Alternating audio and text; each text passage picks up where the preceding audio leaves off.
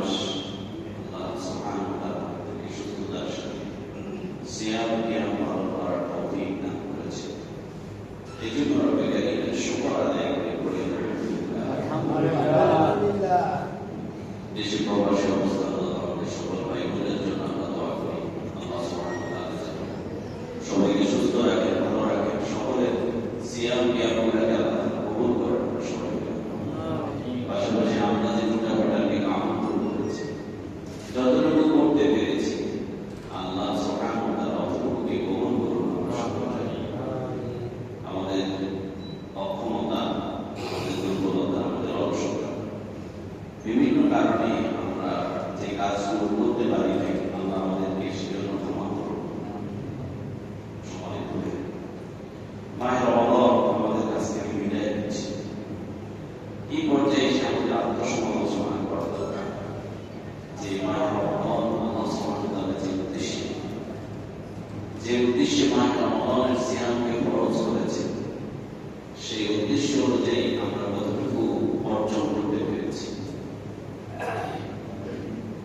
আল্লাহ সুবহানাহু ওয়া তাআলা বলেছেন লাআল্লাকুম তাত্তাকুন, রমজানের রোজা পালন করার মাধ্যমে আশা করা যায় যে তোমরা পরহেজগার হতে পারবে, মুত্তাকি হতে পারবে, আল্লাহর প্রিয় বান্দা হতে পারবে, আল্লাহর আযাব এবং গজবের ভয়ে আল্লাহ নিষিদ্ধ কাজগুলো থেকে বেঁচে থাকতে পারবে, আল্লাহর জান্নাত প্রাপ্তির আশায় আল্লাহর নির্দেশনাগুলো পালন করতে পারবে। মুত্তাকি তো এটাই, কি বলেন ঠিক না? তাকওয়া সাধারণত বেঁচে থাকা। কিসের থেকে বেঁচে থাকা? আল্লাহর অবাধ্যতা থেকে নিজেকে বাঁচিয়ে। এখন আমাদের একটা সাফ করার বিষয় হলো আসলে কি আমরা আল্লাহর অবাধ্য বিষয়গুলো যেগুলো আমাদের মধ্যে ছিল এগুলো থেকে আমরা কতটুকু বাঁচতে পেরেছি, নাকি যেই লাও সেই করুন, আগে যেমন ছিলাম পরে হতে পারে। তাহলে রমজান একটা রোজাও আপনার আল্লাহ তাআলা কবুল করবেন। কারণ শুধুমাত্র ক্ষুধার্ত আর উপাসার্থ থাকার জন্য আল্লাহ আপনার কোনো সিয়াম ফরজ করেন। এই সিয়াম আল্লাহ দরবারে কবুল হবে না। যে সিয়াম আপনাকে অন্যায় থেকে বিরত রাখতে পারে না, যে সিয়াম আল্লাহর অবাধ্যতা থেকে আপনাকে ফেরাতে পারে না, যে সিয়াম আল্লাহর নৈকট্য লাভের ক্ষেত্রে আপনাকে অগ্রগামী করতে পারে না, সেই সিয়াম তো আল্লাহর দরবারে কবুল হবে না। ক্ষুধার্ত উপাসার্থ থাকতে একটু কষ্ট করবে আল্লাহ রাসূল সাল্লাল্লাহু আলাইহি ওয়াসাল্লাম বলেছেন মান লাম ইয়াদা কাওলা যুর ওয়াল আমালা বিহি ফালাইসা লিল্লাহি হাজাতুন ফি আন ইয়াতা'আমাহু ওয়া শারাব। যে ব্যক্তি মাস রমজানের 30টা রোজা পেল অথচ মিথ্যা কথা বলা ছাড়তে পারে না, মিথ্যার উপর প্রতিষ্ঠিত কাজগুলো ছাড়তে পারে না, চুরি ছাড়তে পারে না, ডাকাতি ছাড়তে পারে না, খুন খারাপি ছাড়তে পারে না, দর্শন চাঁদাবাজি টেন্ডারবাজি ছাড়তে পারে না, মৌলিক অসৎ গুণাবলী থেকে নিজেকে বাঁচাতে পারে না, মৌলিক সৎ গুণাবলী নিজের মধ্যে আনতে পারে না, তার এই ক্ষুধার্ত উপাসার্থ থাকা তার কোনো প্রয়োজন নেই। তার মানে তার এই রোজা আল্লাহর দরবারে কবুল হবে না। সম্মানিত ভাই, তাহলে আমি আমার নিজের সাথে মিলিয়ে দিই যে রোজা আমার মধ্যে কি কি পরিবর্তন আনতে পেরেছে। আমি আগে মিথ্যা কথা বলতাম, এখন কি বলি কিনা? আমার চুরির স্বভাব ছিল, এখন চুরির স্বভাব আছে। ওজনে কম দেওয়া, হাতে বাজার দেওয়া, 2 নাম্বারকে 1 নাম্বার বলে বিক্রি করা, এই স্বভাবগুলো আমার আগে ছিল, এখন আছে। আমি আগে মানুষের কিবত করতাম, এখন করি কিনা? আমি বহনাম করতাম, এখন করি কিনা? আমি অন্যের আইন খেলতাম, এখন খেলি কিনা? আমি গালিগালাজ করতাম, এখন করি কিনা? আমি সুদ খেতাম, এখন খাই কিনা? আমি ঘুষ খেতাম, এখন খাই কিনা? আমার জানাবে বিচারের স্বভাব ছিল, এখন আছে কিনা? পরনারীর প্রতি আমার আসক্তি ছিল, এখন আছে কিনা? মানুষের প্রতি জুলুম করার প্রবণতা আমার ছিল, এখন আছে কিনা? আপনার রোজা কি কবুল হয়েছে নাকি হয়নি? আপনি এগুলো থেকেই নিজেকে নিজের রোজার বিষয়ে আপনি জাস্টিফাই করতে পারবেন। কেমন পর্যন্ত অপেক্ষা করার দরকার নেই। আপনি নিজেই উপলব্ধি করতে পারবেন যে আপনার রোজা কি আপনার দরবারে কবুল হয়েছে নাকি হয়নি। এই স্বভাবগুলো থেকে যদি আমরা আস্তে আস্তে করে বাঁচতে পারি, সবগুলো হয়তো একসাথে সেট দেওয়া সম্ভব নয়, একটা একটা করে। আমরা আমাদের দুনিয়ার জীবনে ভালো থাকার জন্য কত প্ল্যান করি, কত পরিকল্পনা লিখে রাখি পরিকল্পনা, আগামীকাল আমি এই কাজটা করব, আমার ব্যবসায় এই পলিসি আমি চেঞ্জ করব।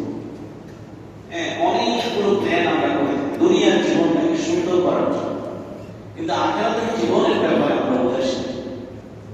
যে আমার আখিরাতের জীবনটাও তো সুন্দর হওয়া লাগবে, কি বলে ঠিক? আখিরাতের জীবন আমাদের সুন্দর হওয়া লাগবে কি লাগবে না?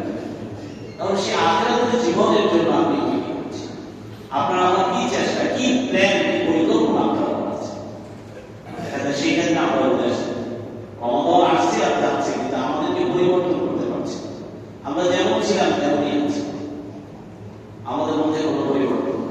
বরং রমাদানে আমরা দেখেছি কিছু হিংস্র জন্তু জানোয়ারের নৃশংসতা, যেমন মাগুরা আমাদের ছোট্ট বোন নিয়ে আসছিলাম, এই রমাদানে কিন্তু তার উপরে জুলুম করা হয়েছে। এবং সম্প্রতি আমাদের পাশেই আমাদের নদরা ইউনিয়নের আরেকটা ঘটনা, আমাদের ছোট বোনটি জান্নাতুল ফেরদাউস, এরা কিন্তু কেউ যে এই জুলুমগুলো যারা করেছে এরা কিন্তু কেউ অমুসলিম না, সবাই নামে কি নামে কি মুসলমানের সন্তান। এমন নৃশংস ঘটনা, যে ঘটনাগুলো, যে ঘটনা, দুইটা ঘটনা আমাদের সামনে এসেছে, আরো কত ঘটনা পর্দার অন্তরালে ঘটে যাচ্ছে, হয়তো সেগুলো প্রকাশ পাচ্ছে। এবার ঠিক তাহলে বুঝে গেল যে আসলে আমাদের মধ্যে ভিতরগত যে আমিত্ব, ভিতরের যে নফসে আম্মারা, নফসে লাওয়ামা, সেটার মধ্যে আমাদের পরিবর্তন আছে। আমাদের নফসটাকে আমরা নফসে মুতমাইন্না করতে পারছি, আমাদের নফসটা নফসে আম্মারা হয়ে গেছে, নফসে লাওয়ামা হয়ে গেছে। আমরা খারাপ কাজের দিকে, নিষিদ্ধ কাজের দিকে, আল্লাহর অবাধ্যতার দিকে আমাদের মনটা যাচ্ছে এবং আমরাও সেদিকে গেছি। আমাদের মধ্যে এমন কোনো পরিবর্তন নেই। দুনিয়া মোহ আমাদেরকে এমনভাবে চেপে ধরেছে, দুনিয়ার মহাব্বত আমাদেরকে এমনভাবে পেয়ে বসেছে যে আমরা আসলে রোজা যে মেন উদ্দেশ্য, সিয়াম সাধনার যে মেন উদ্দেশ্য, সেই উদ্দেশ্য আমাদের হাতে রয়েছে। আমাদেরকে রোজা পরিবর্তন করতে পারছে, আমরা যেমন ছিলাম এখন তেমনই পরিবর্তন হচ্ছে। তাহলে বুঝে গেল রোজা আমাদের অনেকের মধ্যেই পরিবর্তন আনতে পারে না। যাদের পরিবর্তন আসে নাই, নিঃসন্দেহে তাদের একটা রোজা আল্লাহ দরবারে কবুল, কারণ রোজার উদ্দেশ্য আল্লাহ তাআলা তো আল্লাহ রাসূল তো বলেই দিলেন, লাইসা সিয়ামু আনিল আকলি ওয়াশ শুরবি ইন্নামা সিয়ামু আনিল লাগবি ওয়ার রাফাস। রোজাটা ক্ষুধার্ত আর উপাসার্থ কি জন্য রোজা আসে নাই? রোজা এসেছে আপনাকে সমস্ত অনর্থক কথা, কাজ এবং অশ্লীল কাজকর্ম থেকে আপনাকে বিরত রাখার জন্য, আপনাকে পরিবর্তন করার জন্য, আপনার মধ্যে একটা পরিবর্তন আসবে।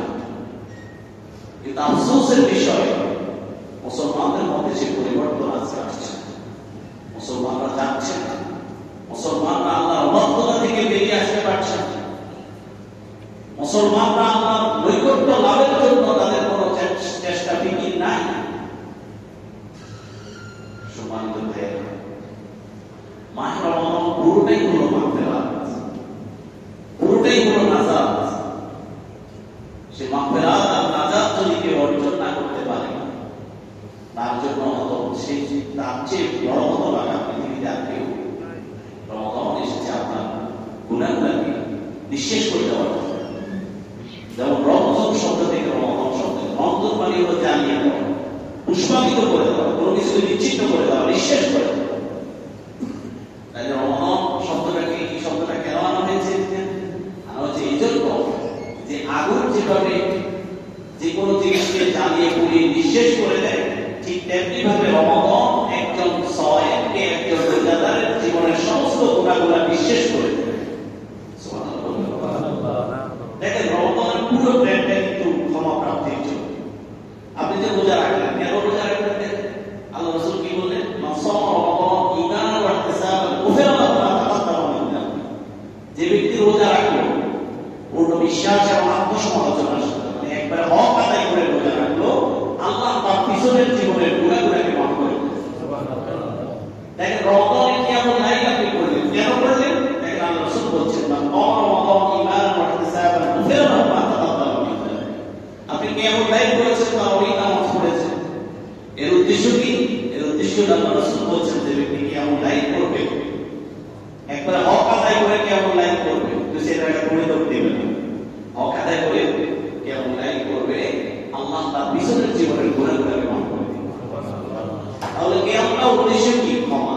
কিয়ামের উদ্দেশ্য কি?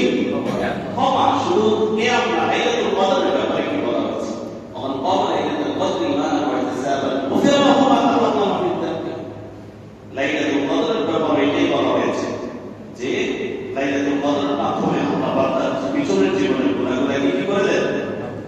মাফ করে দেন। এই যে ইফতার আপনি করলেন অথবা একজনকে ইফতার করালেন, এই উদ্দেশ্য আপনি কাউকে যদি ইফতার করান, সেখানে কি হবে? আল্লাহ রাসূল সাল্লাল্লাহু আলাইহি ওয়াসাল্লাম বলেছেন, মান ফাত্তারা ফি সাহিমান কানা লাহু মাগফিরাতুন লিযুনুবিহি ওয়া ইযরু রাকাতিহি মিনান নার। যে ব্যক্তি কোন মানুষকে, কোন রোজাদারকে ইফতার করাবে, তার জন্য রয়েছে আল্লাহর পক্ষ থেকে ক্ষমা এবং তাকে আল্লাহ জাহান্নামের আযাব থেকে নিষ্কৃতি দান করবে। আরেকটু বাড়তি আছে, সেটা হলো তাকে আরেকটা কবুল রোজার সওয়াব আল্লাহ তাআলা দান করবে। এই রমজান আমরা কয়জনকে ইফতার করেছি?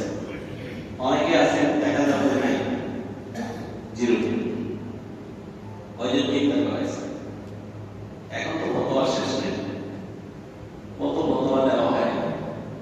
আপনি হ্যাঁ লোক দেখানো ইবাদত যদি আপনি না করেন, এমনি স্বাভাবিকভাবে তো আপনি মানুষকে ইফতার করা যাবে, এটা অনেক ফজিলতপূর্ণ কাজ। এখনো 3 দিন সময় আছে, 2-4 জনকে ইফতার করা, তাহলে 3টা সওয়াব পাবেন। কয়টা সওয়াব? কয়টা সওয়াব? 3টা। একটা হলো ক্ষমা, আরেকটা হলো নাজাত, আরেকটা হলো কবুল একটা রোজার সওয়াব। আপনার রোজাটা কবুল হতে পারে, নাও হতে পারে, কিন্তু আপনি আরেকজনকে ইফতার করালেন, আপনার যদি নিয়ত সঠিক থাকে তাহলে আপনি একটা কবুল রোজার সওয়াব পেয়েছেন। তাহলে ইফতার করানোর দরকার আছে না? এই কালচারটা আরব বিশ্বে আছে, আমাদের দেশে খুব কম। আরব বিশ্বে এই কালচারটা আমি নিজে দেখে এসেছি। মাশাআল্লাহ, প্রথম অবনে আমি ছিলাম সেখানে দেশের দর্শক। যে মানুষের কি মানে একজনকে খাওয়ানোর জন্য কি দাবি। আমি মক্কা থেকে মদিনা যেদিন গেলাম, সেদিন একবারে আযান দিয়ে দিয়েছে। যখন আমরা মদিনা থেকে গাড়ি থেকে নামলাম, আমি চিন্তা করছি আজকে ইফতার করতে পারবো। ওমা দেখি যে ওর মদিনা যে আজকে ইফতার বেশি, মানে 2-3 জনে দিয়েছে। এরা রাস্তার পাশে দাঁড়িয়ে থাকে, কেউ গাড়ি থেকে নামলে অথবা গাড়িটা দেখতে দূর থেকে হাত উঠাইয়া থামায় ইফতার দিয়ে। এই যে একটা প্রতিযোগিতা, এই যে একটা সংস্কৃতি, এটা আমাদের দেশে এখনো হয়নি। আমরা এটা বোঝা মনে করি। এই জন্য আমাদের এখন হাতে যে 3 দিন সময় আছে, আমরা চেষ্টা করবো যে আমরা প্রতিদিন আমাদের ইফতারের সাথে অন্তত একজনকে হলে আমরা শরীর করি, দাওয়াত দেন ভাই আজকে আমার সাথে ইফতার করো, ঠিক না? অনেক সওয়াব আছে আমরা এই কাজটা করার সাথে। তাহলে ইফতার করানো এটাও মেইন উদ্দেশ্য হলো ক্ষমা প্রাপ্তি। কি প্রাপ্তি? ক্ষমা প্রাপ্তি। সম্মানিত ভাই, এরপরে অধীনস্থদের কাজকে হালকা করে দেওয়া। রাসূল সাল্লাল্লাহু আলাইহি ওয়াসাল্লাম বলেছেন, যে ব্যক্তি রমাদানে কোন তার মালিকানাধীন কোন ব্যবসা প্রতিষ্ঠান অথবা যে কোনো কাজ করবে, তার অধীনস্থ কর্মচারী যে কিনা কাজের ভারে রোজা রাখতে পারে না, কিংবা ভিক্ষা মূল্যায়ন করতে পারে না, ওই লোকটাকে তার কাজটাকে যদি হালকা করে দেয়, তার অধীনস্থ কর্মচারীর কাজটাকে যদি হালকা করে দেয়, আল্লাহ সুবহানাহু ওয়া তাআলা তার জীবনের গুনাহগুলোকে মাফ করে দেন। সম্মানিত ভাই, তাহলে অধীনস্থদের কাজ হালকা করে দেওয়ার যে পুরস্কার, সেটা হলো কি? ক্ষমা প্রাপ্তি। তেলাওয়াত, কোরআন তেলাওয়াত আমরা রমাদানে করছি না? করছি কি? খুব কম আওয়াজ শোনা যাবে, খুব কম আওয়াজ শোনা যাবে। রমাদান চলে যাচ্ছে। এই রমাদান হলো শাহরুল কোরআন, কোরআনের মাস। এই মাসটা হলো কিসের মাস? কিন্তু আমাদের জন্য আফসোস, আমাদের জন্য আফসোস, আমরা এই রমাদানে সব কাজ করেছি, শুধু কোরআনের কাজ করতে পারি। আমাদের ব্যক্তি জীবনে, আমাদের দুনিয়ার জীবনে ভালো থাকার জন্য এমন কোনো কাজ নাই যেটা আমরা করিনি, রমাদানে করেছি। কিন্তু এমন একটা জিনিসকে আমরা বাদ দিয়েছি, যে জিনিসটা আপনার কবর থেকে শুরু করে আপনাকে জান্নাতে পৌঁছানো পর্যন্ত আপনাকে সঙ্গ দেবে। সেই জিনিসটার নাম কি? কোরআন। কবরে কোরআন আসবে, কবরে কোরআন আপনার মাথার উপরে এসে বসবে, আপনার পক্ষে সুপারিশ করবে। হাসরের ময়দানে কঠিন মুহূর্ত, যখন আপনার মা বাবা আপনাকে বলে, আপনার স্ত্রী আপনার থেকে বলে, আপনার ছেলে সন্তান, আদরের ছেলে সন্তান আপনার থেকে পলায়ন করেছে, আপনার বন্ধু বান্ধব, আপনার সঙ্গী সাথী, যাদের সাথে আপনি বছরকে বছর অতিবাহিত করেছেন, ওই সঙ্গী সাথী আপনার থেকে পলায়ন করবে। কেউ আপনার পরিচয় দেবে না, কেউ আপনার সাহায্যে এগিয়ে আসবে না। ওই কঠিন মুহূর্তে রাসূলুল্লাহ সাল্লাল্লাহু আলাইহি ওয়াসাল্লাম বলছেন, আল কোরআন ওয়াস সিয়াম ইয়াশফাআন লিল আবদি ইয়াওমাল কিয়ামা। কিয়ামতের দিন কোরআন এবং রমাদান বান্দার জন্য আল্লাহর কাছে সুপারিশ করবে। সুবহানাল্লাহ। কোরআন বলবে, ও আল্লাহ, তোমার এই বান্দা আমার জন্য রাতের বেলা ঠিকভাবে ঘুমাতে পারবে, সারাদিন রোজা রেখে ক্লান্ত হয়েছে, সন্ধ্যার পরে একটু বিশ্রাম, সে বিশ্রামগুলো নেয় নেই, কোরআন শোনার জন্য মসজিদে চলে এসেছে, রাত্রিতে উঠে উঠে কোরআন তেলাওয়াত করছে। সাহাবার বাড়িতে এই স্বভাব ছিল। গভীর রাতে কোন সাহাবীর বাড়ির পাশ দিয়ে কেউ যখন যেতেন, তখন গুনগুন শব্দে কোরআন তেলাওয়াত শুনতে পেতেন। ফজরের পরে কোরআন তেলাওয়াতের আওয়াজ শোনা যেত ঘরে ঘরে, যেটা আমাদের মাস আসিমের সময় আমরা দেখেছি। বর্তমান সময়ে প্রত্যেকটা ঘর একটা কবরস্থানে পরিণত হয়েছে। ফজরের পরে তো বাতিও জ্বলে না, কি বলেন ঠিক না? 8টা 9টা পর্যন্ত অধিকাংশ ঘর কবরস্থানে পরিণত হয়েছে। আমরা ওয়েস্টার্ন সিভিলাইজেশনে চলে আসছি, আমরা পশ্চিমা সংস্কৃতির মধ্যে চলে আসছি, যে রাতে যে বেশি জাগ্রত থাকা, গল্প গুজব করা, টিভি দেখা, আর তো কোনো কাজ নেই। যদি ইবাদত বন্দেগী করতো তাহলে সেটা বিবেচনা ছিল না, এই কাজ গল্প গুজব করা, ইবাদত করা, পরনিন্দা পরচর্চা করা, ঘরের মধ্যে। তারপরে মহিলাদের মধ্যে মজমা বসে, ওই মজমা আলোচ্য বিষয়ে থাকে ইবাদত আর মুক্তা। কি বলে ঠিক না? মহিলাদের মজলিস, আমাদের পুরুষের মজলিস হয়, কিন্তু বেশিরভাগ ক্ষেত্রে মহিলাদের মজলিসগুলোর মধ্যে ইবাদত চর্চা ছাড়া আর আলোচ্য। আর দিনের বেলায় তো ঘুম, কারণ রাত্রে অনেক রাত্রে ঘুমাইছে, এখন দিনের বেলা 8টা 9টা পর্যন্ত ঘুমাতে হবে। ওই শ্বশুর শাশুড়ি বকে, এই জন্য শ্বশুর শাশুড়িকে আলাদা করে যে এর জন্য একটু ঘুমাইতে পারি না। শ্বশুর শাশুড়িকে খারাপের জন্য বলে, ভালোর জন্যই তো বলে যে সকালবেলা উঠো, নামাজ পড়ো, কোরআন পড়ো, এগুলো পড়ে। আর সন্তানগুলো মা বাবার আদর্শে আদর্শিত হবে। মা বাবা যদি নামাজ না পড়ে, ওই ছেলেটা মাদ্রাসায় পড়লেও নামাজ পড়বে। মা বাবা যদি কোরআন না পড়ে, ওই সন্তান মাদ্রাসায় পড়ে কোরআন শিখবে না, কোরআন পড়বে না। কারণ সে তার মা বাবাকে দেখেছে তারা এটা পড়ে, তারা এটা করে না। এই সন্তানগুলো ভালো হবে। এই জন্য সন্তান যদি ভালো হতে, বউ এটা যদি চান, তাহলে আপনারা ভালো, আপনারা নামাজি হন। আপনার স্ত্রী ফজরের সময় উঠলে আপনার সন্তানরাও উঠবে, আপনার স্ত্রী পর্দা করলে আপনার মেয়েটাও পর্দা করবে। এই জন্য নিজেরা ভালো হতে হবে, সন্তানকে ভালো করার আগে। সম্মানিত ভাইরা, আমি বলতেছিলাম ঘরে ঘরে কোরআনের আওয়াজ শোনা যেত সাহাবাদের বাড়ি, আর আমাদের ঘরে ঘরে স্টার জলসা, জি সিনেমা শোনা যায়, বিভিন্ন নাটক পাঠক দেখা যায়। কি বলে ঠিক না? ফজরের পরে এটা লাজিম, ফজরের পরে কোরআন তেলাওয়াতের বিষয়। কোরআনে তো বলা হয়েছে ওয়াকুরআনাল ফাজর, ওয়াকুরআনাল ফাজর, ফজরের সাথে কোরআনকে সম্পর্কিত করে দেওয়া হয়েছে। অথচ ফজরের পরে আমাদের কোরআন তেলাওয়াত চর্চা, ফজরের সাথে আমাদের কোরআনের ফজরই তো নাই, কোরআন কইতে গেছে অনেকে ফজরই। আফসোস আমাদের, আফসোস। সম্মানিত ভাইরা, আমি বলছিলাম এই যে কোরআন তেলাওয়াত রমাদানে আমরা করেছি, যারা করতে পেরেছি, এই কোরআন তেলাওয়াতের মেইন উদ্দেশ্য হলো ক্ষমা।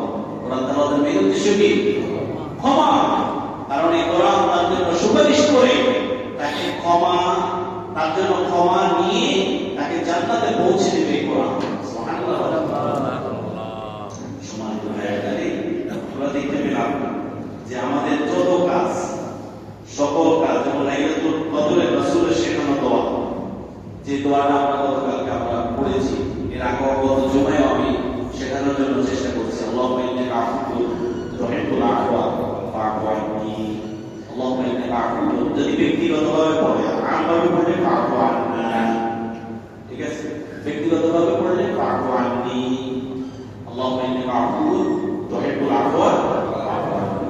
এখানে কি কথাটা আছে যে হে আল্লাহ, নিশ্চয়ই তুমি ক্ষমাশীল, তুমি ক্ষমা করাটাকে পছন্দ করো। তুহিব্বুল আফওয়া, তুমি ক্ষমা করাটাকে কি করো? পছন্দ করেননি, তুমি আমাকে ক্ষমা করে দাও।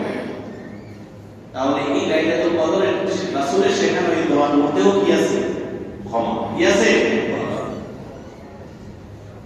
এরপরে এই রমাদানের রাত্রিগুলোতে ফেরেশতারা নিয়োজিত থাকে। তাদের মেইন যে কাজটা থাকে সেটা হলো বান্দার জন্য আল্লাহর কাছে মাগফিরাতের দোয়া করা। সুবহানাল্লাহ। কারণ ওয়াইনাদি মুনাদি ইয়া বাগিয়াল খাইর আকবিল ওয়া ইয়া বাগিয়াশ শাররি আকসির লিয়া'তাকা ওয়া মিনান নার, রাসূল সাল্লাল্লাহু আলাইহি ওয়াসাল্লাম বলেছেন। আবার রাসূল সাল্লাল্লাহু আলাইহি ওয়াসাল্লাম পরে ফেরেশতাগণ রোজাদারদের জন্য ইফতার পর্যন্ত মাগফিরাতের দোয়া করে থাকে। সুবহানাল্লাহ বলবেন। তাহলে ফেরেশতারা জমিনে নাযিল হয়ে রোজাদারদের জন্য যে দোয়াটা করে সেই দোয়াটা কিসের দোয়া? মাগফিরাতের দোয়া, মানে ক্ষমার দোয়া। কিসের দোয়া? ক্ষমার দোয়া। এরপরে শুধু তাই নয়, আল্লাহ তাআলার কাছে ক্ষমা চেয়ে নেওয়ার সুযোগ এই রমাদানে আমাদের ছিল। জানি না কতটুকু আমরা এই করতে পেরেছি, কারণ আল্লাহ রাসূল সাল্লাল্লাহু আলাইহি ওয়াসাল্লাম বলেন সালাসাতুল লা তুরাদ্দু দা'ওয়াতুহুম, তিন ধরনের ব্যক্তি যাদের দোয়া আল্লাহ ফিরিয়ে দেন না। সুবহানাল্লাহ। তিন ধরনের ব্যক্তি। আমরা কি চাই না আমাদের দোয়াগুলো আল্লাহ কবুল করুন? চাই কি না? চাই।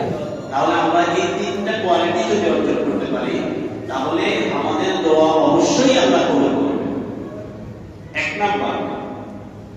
এক নাম্বার হলো আসসাইমু হাত্তা ইফতিরু, রোজাদার ব্যক্তি ইফতার করার আগ পর্যন্ত রোজা অবস্থায় সেই যে দোয়া করে সেই দোয়া কে কবুল করেন? আল্লাহ। সেই সুযোগটা আমাদের চলে যাচ্ছে, ঠিক না? সেই সুযোগটা আমাদের চলে যাচ্ছে না? তাহলে আমাদেরকে এই দুই তিন দিন একটু বেশি করে ইস্তেগফার করতে হবে।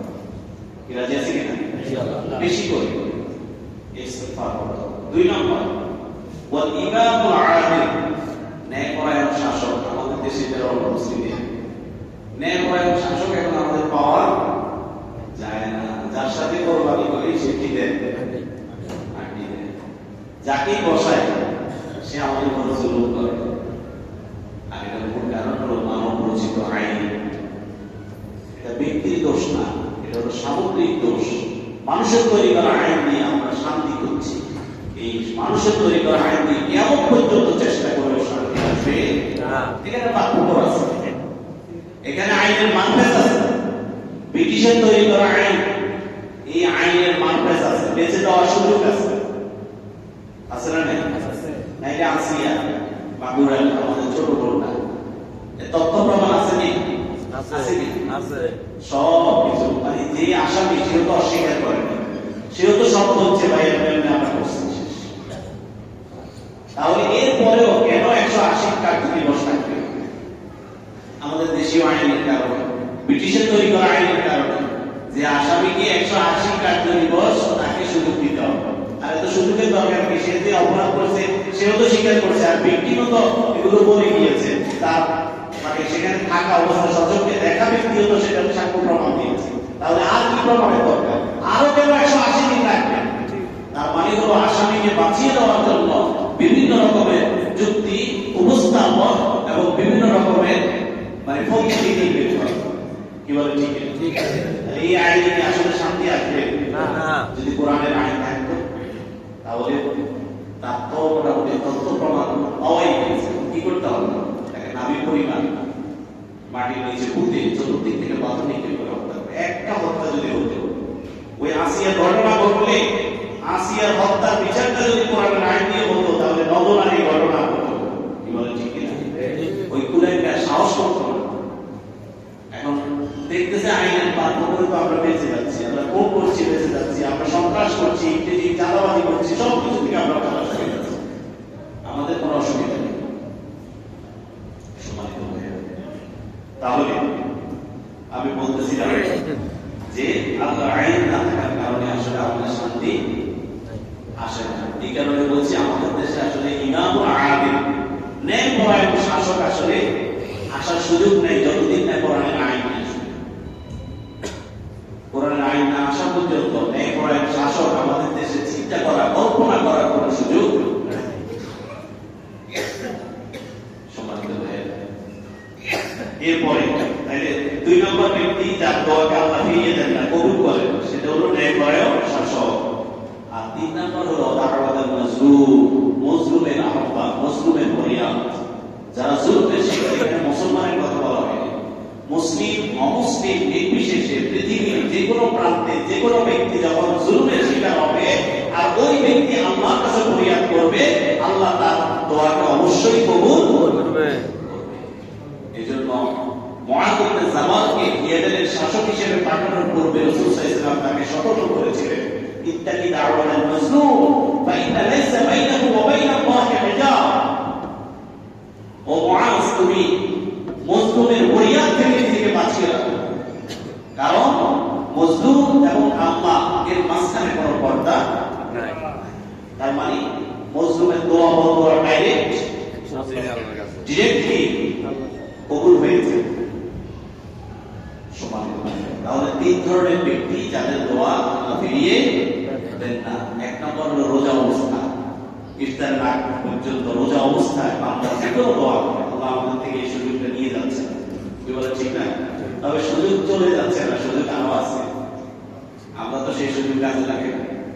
আল্লাহ রাসূল সাল্লাল্লাহু আলাইহি ওয়াসাল্লাম বলে, মান সামা রমাদান সুম্মা আতবাআহু সিত্তাম মিন শাওয়াল কানা কাসিয়ামিদ দাহরি।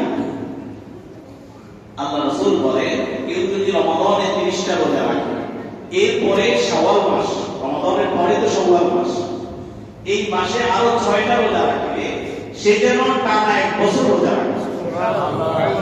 তার মানে 1 বছর রোজা রাখলে যে সওয়াব, রমাদানের 30টা রোজার পরে শাওয়ালের 6টা রোজা রাখলে একই সওয়াব আল্লাহ রাব্বুল আলামিন দেন।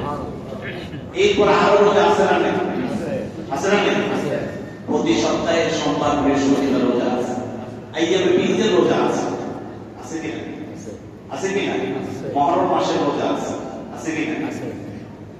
তারপরে জিলহজ মাসের রোজা আছে, আছে না? এইরকম আরো অনেকগুলো প্রতি মাসে কিছু কিছু রোজা আছে। আমরা কিন্তু এগুলোর দিকে আমাদের মনে হবে, রোজা চলে যাচ্ছে, শেষ ফরজ রোজা শেষ, আর রোজা রাখি, পেট ভরে খাই, সব সময় পেটটাকে স্টমাককে সবসময় ভরপুর রাখি, আর পেটের বিভিন্ন রকম ক্রিয়া আমাদের দেখা যায়, কি বলে ঠিক না? ডাক্তাররা বলছে যে মাঝে মধ্যে পেটটাকে খালি রাখতে হবে, কি বলে মাস্টিং করতে হবে, ডাক্তাররা পরামর্শ। ওই ডাক্তার বললে আবার শুনে, আল্লাহ বললে শুনে, কি বলে ঠিক না? ডাক্তারের কথা, ডাক্তার যখন বলে যে খাওয়া কম খেতে হবে, হ্যাঁ মানে রাত্রে তাড়াতাড়ি ঘুমাইতে হবে, সকালে তাড়াতাড়ি জাগতে হবে, ফজরের পরে দৌড়াতে হবে, আল্লাহ বলছে যে হাইয়া আলাস সালাহ হাইয়া আলাল ফালাহ, আল্লাহ ডাকে as-সালাতু খায়রুম মিনান নাওম, আল্লাহ ডাকতেছে মসজিদের দিকে আসো, ফজরের সময় উঠো, ফজরের সময় উঠো, উঠে না ধরেন অসুখ দেখা যায়, আর ডাক্তার বলে ফজরের সময় উঠে দৌড়াইতে হবে, তখন কিন্তু ডাক্তারের কথা মতো ফজরে উঠে কি দৌড়াবে কি? আল্লাহর কথা, আল্লাহর চেয়েও ডাক্তারের কথা একটু বেশি, তার মানে আল্লাহর চেয়েও দুনিয়াটাকে আমরা বেশি কথা বলতেছি। ডাক্তারের কথা বলি কি, আমি দুনিয়াতে একটু ভালো থাকার জন্য নাকি, দুনিয়াতে একটু ভালো থাকার জন্য, অসুস্থতা থেকে বাঁচার জন্য ডাক্তারের পরামর্শে আমি এখন দৌড়াই, তার মানে দুনিয়ার জন্যই আমরা দৌড়াচ্ছি। আর আল্লাহ বলতেছেন ওয়াসারিউ ইলা মাগফিরাতিন মির রাব্বিকুম, ও আমার গোলামেরা, তোমরা আমার মাগফিরাতের জন্য, আমার থেকে ক্ষমা প্রাপ্তির জন্য তোমরা দৌড়াও। আর আমরা দৌড়াচ্ছি দুনিয়া প্রাপ্তির জন্য, কি বলেন ঠিক না? আপনি কি দুনিয়া প্রাপ্তি 70 বছর বাঁচলে ঠিক আছে, শেষ পর্যন্ত কি থাকতে পারবেন? তো কেমন পর্যন্ত থাকতে পারবেন? পারবেন তো? তাহলে শুনতে হবে ডাক্তারের কথা না আল্লাহর কথা? ডাক্তারের কথা শুনবেন, ঠিক আছে, তবে অগ্রাধিকার দিতে হবে কার কথাকে? আল্লাহর কথা। তাহলে as-সালাতু খায়রুম মিনান নাওম বলার পরে আর ঘুমে থাকা যাবে? যাবে? কিন্তু আমরা তো ঘুমে থাকি, আমরা ঘুমাইতেই ভালো লাগে, তাই না? ওই সময় আবার শয়তান এসে শরীরটা একটু মেসেজ করে দেয়, ঘুমটা একটু ভালো, সারা রাত্রে ঘুমায় না, ফজরের সময় ঘুমটা একটু ভালো হলো, তার মানে ফজরের সময় যে স্বাভাবিকভাবে ঘুমায় না, শয়তান এসে আপনার শরীরে টিকে, কি বলে ঠিক না? ওই সময়টা ঘুমটা একটু আরাম পায় সময় জন্য। তাহলে পুরো রমজান মাসের মেইন উদ্দেশ্য হলো ক্ষমা প্রাপ্তি, কি হওয়া? ক্ষমা প্রাপ্ত। রাসূল আকরাম সাল্লাল্লাহু আলাইহি ওয়াসাল্লাম মিম্বরে বলেছিলেন, প্রথম ধাপে উঠে তিনি বললেন, জোরে বলেন আমিন, দ্বিতীয় ধাপে উঠলেন, আওয়াজ জোরে বললেন আমিন। তৃতীয় ধাপে উঠলেন, আওয়াজ জোরে বললেন আমিন। সাহাবায়ে পানি তো সূর্য হয়ে গেল। ঘটনা কি? কোনো লোক দেখি না, রাসূল কার সাথে আমিন বলতেছে। নামাজ শেষ হলো, রাসূল সাল্লাল্লাহু আলাইহি ওয়াসাল্লাম জিজ্ঞেস করলেন, ইয়া রাসূলুল্লাহ, আপনি তিনবার আমিন বললেন, ঘটনা কি? আমরা তো কিছুই বুঝতে পারি না। রাসূল সাল্লাল্লাহু আলাইহি ওয়াসাল্লাম বললেন, জিবরাইল আমিন এসে আমার কাছে তিনটা বদদোয়া করেছে। কয়টা বদদোয়া? তিনটা বদদোয়া করেছে। আমি তিনটাই বলে দিয়েছি আমিন, আল্লাহ তুমি কবুল করো। আল্লাহ রাসূল বললেন, প্রথম ধাপে যখন আমি উঠলাম, জিবরাইল আমিন এসে বলল, ইয়া রাসূলুল্লাহ, আপনার ওই উম্মতের জন্য ধ্বংস, আপনার ওই উম্মতের জন্য ধ্বংস যে উম্মত মাহে রমজানে 30টা রোজা পেল, অথচ নিজেকে ক্ষমা করিয়ে দিতে পারল না, নিজেকে ক্ষমা করিয়ে দিতে পারল না, তার জন্য ধ্বংস। আল্লাহ রাসূল বলেন, আমি সাথে সাথে বলে দিয়েছি আমিন। দ্বিতীয় ধাপটার পরে বললেন যে আপনার ওই উম্মতের জন্য ধ্বংস যে উম্মত তার মা বাবা দুইজনকে পেয়েছে অথবা দুইজনের একজনকে মৃত্যু অবস্থায় পেয়েছে, অথচ তাদের সেবা শুশ্রূষার মাধ্যমে নিজের জান্নাত নিশ্চিত করতে পারলো না, আপনার ওই উম্মতের জন্য ধ্বংস। আল্লাহ রাসূল বলেন, আমি বলে দিয়েছি আমিন। দ্বিতীয় ধাপে যখন উঠছি তখন জিবরাইল আমিন আমাকে তৃতীয় বদদোয়াটা করলেন, সেটি হলো যে ব্যক্তির সামনে আপনার নাম নেওয়া হয়েছে, রাসূল আপনার নাম নেওয়া হয়েছে, ওই ব্যক্তি আপনার শানে দুরূদ পড়ে নাই, তার জন্য ধ্বংস। আল্লাহ রাসূল বলেন, আমি সাথে সাথে বলে দিয়েছি আমিন। তাহলে আমরা কি তিনটা বদদোয়ার মধ্যে থাকতে চাই কি চাই না? চাই। তাহলে আমাদের কি ক্ষমা পেতেই হবে। আর আল্লাহ তো ক্ষমা করার জন্য বসে আছে।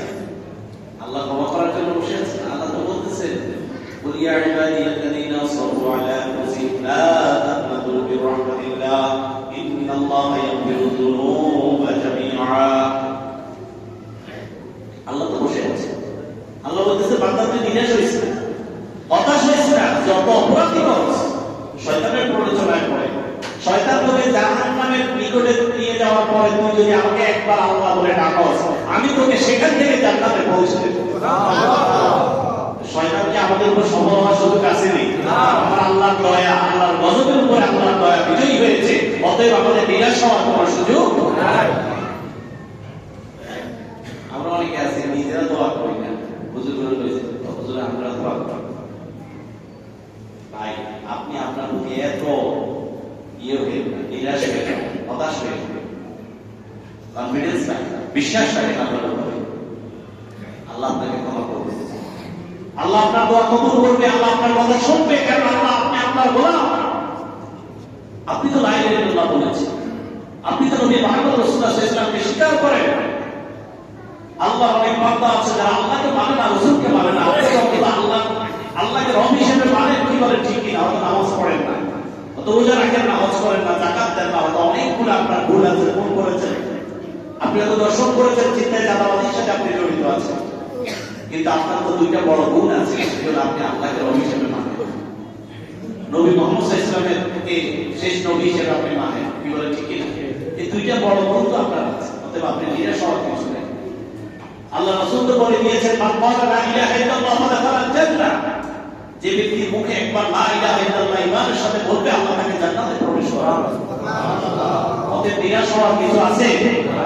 নিরাশ হওয়া না, আমরা নিজেরাই আল্লাহর কাছে চাই, নিজেরাই আল্লাহর কাছে চাই, কোনো বাড়িয়ার দরকার নেই। বাবা মার কবরস্থানের সামনে আপনি নিজেই দাঁড়ান, কিচ্ছু পারেন না, শুধু এতটুকু বলতে তো পারবেন, রব্বির হামহুমা রব্বির হামহুমা। সর্বশেষ সংক্ষেপে দুইটি কথা বলে শেষ করবো। প্রথম কথা হলো, রমাদান আমাদের মাঝ থেকে বিদায় নিচ্ছে, আমাদের অনেক রমাদান অনেক ভুল ত্রুটি হয়েছে নাকি ভাই? হয়েছে। রোজা মধ্যে রোজা রেখে আমরা অনেক জীবন করেছি, পরদিনের পরচর্চা করেছি, অনেক মিথ্যা কথা বলেছি, ভুলের উপর প্রতিষ্ঠিত কাজগুলো আমরা করেছি, আমাদের দ্বারা হয়ে গেছে, ইচ্ছে হয়েছে, অনিচ্ছেও। এটার জন্য আল্লাহ তাআলা সাদাকাতুল ফিতরকে আল্লাহ নির্ধারণ করেছে।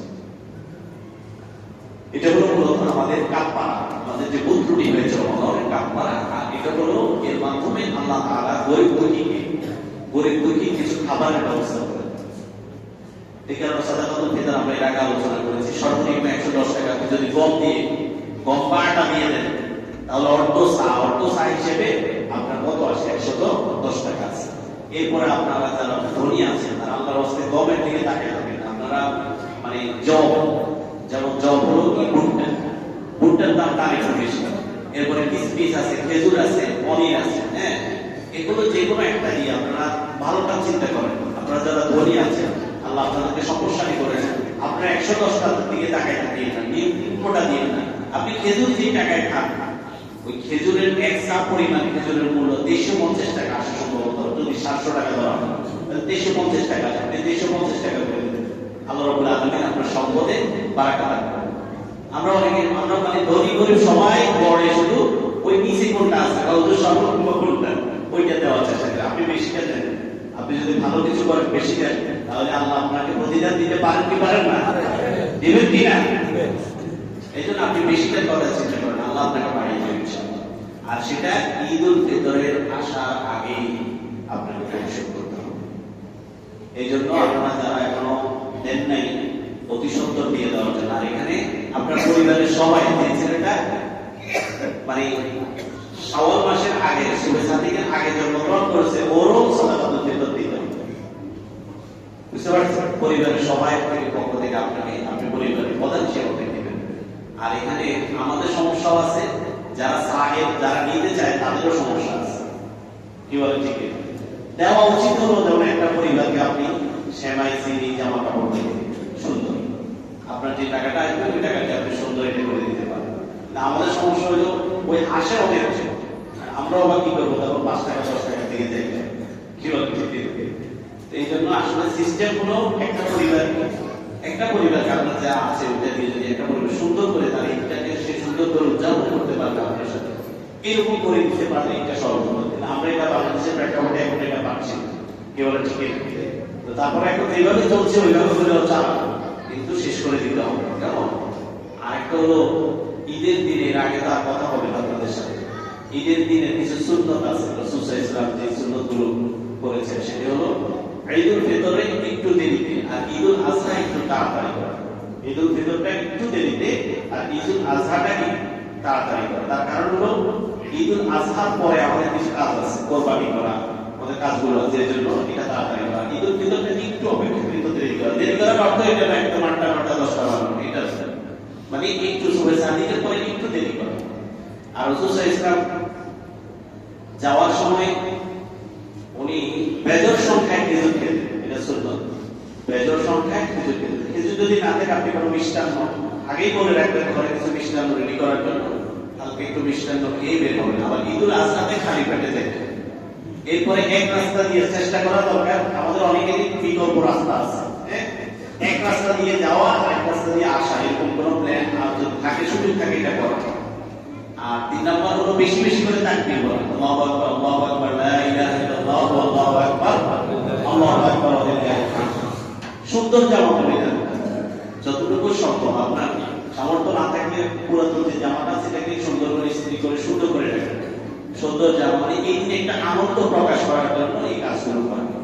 এরপরে কুশল বিনিময়, এগুলো সবকিছু আছে ইনশাআল্লাহ। আমাদের আল্লাহ রাসূল সাল্লাল্লাহু আলাইহি ওয়াসাল্লাম মসজিদে নববীতে শুধুমাত্র একবার ঈদের নামাজ পড়েছে, সেটা বৃষ্টির কারণে, কিসের কারণে?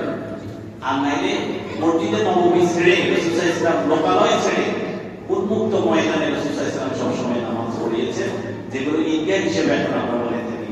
এই ঈদগাহতে রাসূল সাল্লাল্লাহু আলাইহি ওয়াসাল্লাম সবসময় নামাজ পড়িয়েছে। তো আলহামদুলিল্লাহ আমাদের যেহেতু ভালো ব্যবস্থা আছে, আর আমাদের কমিটিও চিন্তা করছে যে আরো সুন্দর করে সামিয়ানা মিলান করে সুন্দর করে একটা ব্যবস্থা করবে। তো আপনারা ইনশাআল্লাহ সহযোগিতাও করবেন। এবং আমরা এখন আসলে বলে ফেলেই হয়, কিন্তু সময়ও হয়ে গিয়েছে। ঈদের নামাজটা আমরা কয়টা দিলে ভালো?